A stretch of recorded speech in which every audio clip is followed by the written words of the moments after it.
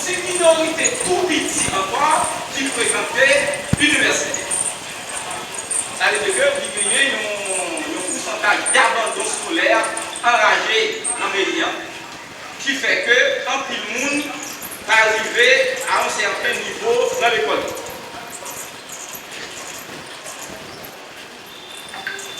En termes de bilan, nous considérons aussi la qualité de l'enseignement en Haïti. La qualité de l'enseignement en Haïti, comme vous le savez bien, c'est un sujet qui fait problème. C'est un sujet de préoccupation, si vous me permettez de le dire. Un sujet de préoccupation justement parce que il y a la formation des professeurs qui est une formation insuffisante justement parce que beaucoup de nos professeurs, est-ce que je peux les appeler professeurs, beaucoup de ceux qui interviennent dans les salles de classe ne sont pas habilités à enseigner. Ne sont pas habilités à enseigner, justement, parce qu'ils n'ont pas une formation de base, une formation qui les habilite à enseigner. Il y en a qui ne sont pas formés pour enseigner. Parfois, il y en a qui sont diplômés, certes, mais leur diplôme ne les habilite pas à enseigner. Je me rappelle, il y a quelques années de cela, j'étais doyen à l'Université publique du Nord haïtien. Nous avons proposé un projet de formation à l'intention des enseignants non formés au métier de l'enseignement au ministère de l'Éducation nationale. Malheureusement, c'est un projet qui a été rejeté de gouvernement par le ministère justement parce qu'ils ont dit qu'ils ont déjà le projet de formation. Or, jusqu'à présent, on parlait de ce projet de formation passé. Donc, qualité éducation, justement, lui fait problème.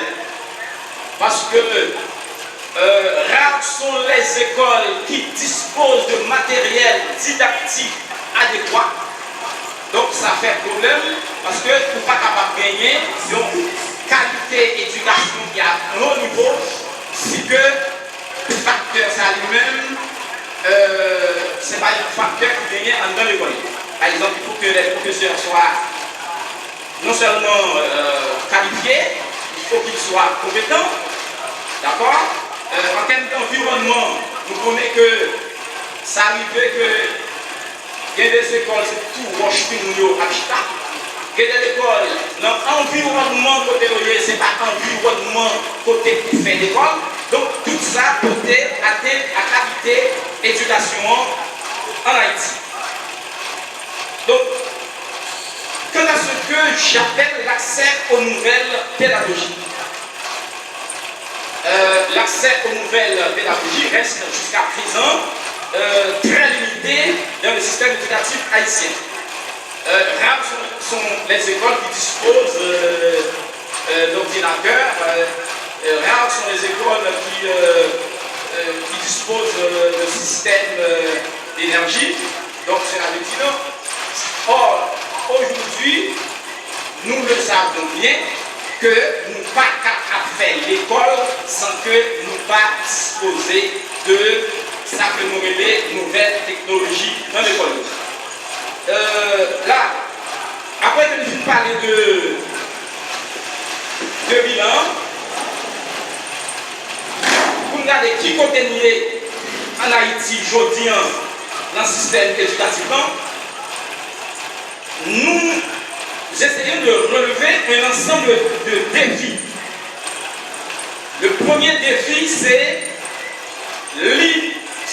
l'inégalité d'accès, où nous pouvons parler aussi, ce n'est pas seulement l'inégalité, on peut même parler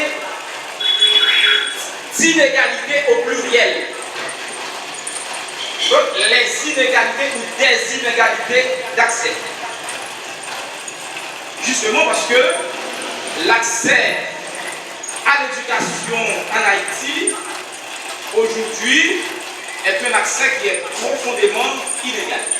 Profondément illégal, justement parce que tout le monde qui est dans zone rurale pas recevoir même éducation avec tout le monde qui dans la zone, ça nous relève la plus. En français, ça nous relève les zones rurales et les zones urbaines. Si je prends l'exemple de chez moi, en Haïti, qui là, je parle avec inspecteur, osé dire, inspecteur dans le district qui là, en général. Quand on a de l'école, la section communale qui là, il y a un grand professeur. École nationale, il y a un grand professeur qui nous met là-dedans. C'est-à-dire jusqu'à présent là, il y a l'école nationale qui est professeur unique, qui est un seul professeur qui travaille là-dedans. Malheureusement, en général, les n'a parlé de situation paysan, nous toujours voulons réduire paysan à Port-au-Prince et réduire paysan en général aux grandes villes telles que le Cap Haïtien, Gonaïves, pour dire comment l'école en est. Et en ce sens, quand nous parlons des inégalités, c'est ce de quoi nous voulons parler. Il y a ça qui fait inégalité aussi, c'est le coût de l'éducation. Le coût de l'éducation. Étant donné que l'éducation que nous gagnons en Haïti, c'est une éducation qui est majoritairement financée par les parents. Or, les parents sont en situation économiquement difficile, ils n'ont pas qu'à payer l'école, ça fait que l'accès à l'éducation devient inégal. Maintenant que nous finissons de parler de situation actuelle, nous voyons que l'ensemble de défis que nous faisons face à eux, la question à laquelle il faut répondre maintenant, c'est la question de savoir quelle perspective. Dans la question quelle perspective, c'est en d'autres termes, quelles sont les réformes, quelles sont les stratégies à envisager en vue de redresser la situation. Qui ça nous capable d'envisager comme réforme? Qui ça nous peut faire? Nous capables de faire stop fini éducation. Nous parlons de réforme du financement de l'éducation. Dans ce cas, il est crucial de réformer le financement de l'éducation.